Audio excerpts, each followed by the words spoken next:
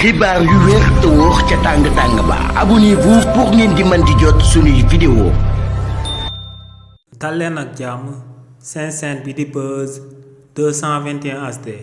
kii di Boubacar Seye di njiitalu kuréel gi ñu dippee Horizon Sans Frontières waaye tamit daal di nekk chercheur consultant en migration internationale yëkkati na ay kàddu si lu kii di Donald Trump daal di jël akub ndogal daal di bañ a di joxati ay visa yenn ci pays africains yi te réewu Sénégal daal di ciy bokk. si li ni mel kii di Boubacar Seye ne kii di Donald Trump ginnaaw ba muy jël ndogal di dakkal lu muy may visa yenn ci pays africains yi daal di ciy boole réewu Sénégal ne ba muy amal li ni mel ci benn boor rek la bëgg mu daal di nekk te moom mooy que ne bu sénégalais yi en tant que nit daal di dugg ci foofee ca Amérique waaye nag lépp luy ressource sénégalais wala luy ressource africain wala muy marché sénégalais wala muy marché africain kii di Donald Trump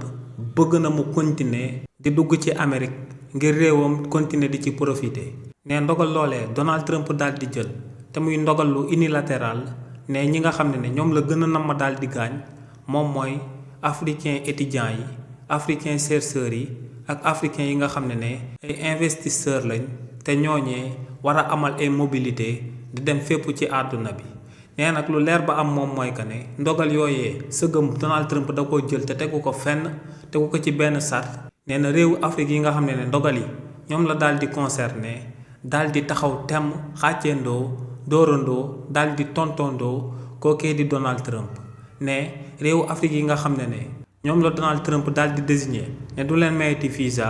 nee nañ jëlandoo benn ndogal jëmale ko ci Amérique. ne bu motee sax réew yooyu yëpp daal di taxaw temm bañ a joxati benn visa akub américain nee nañ ko defandoo. ne lu leer ba am moom mooy que ne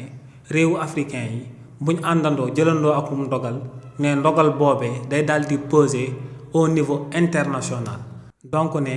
bépp ndogal bi nga xam ne moom lañ war a daal di jël ngir jàmmaloo kii di Donald Trump ne nañ ko daal di amal ñoom ci seen biir daal di koy waxtaanee ba daal di jël ndogal lu gën daal di koy teg ci ndodd kookee di Donald Trump. ndax ne ndogal lum daal di jël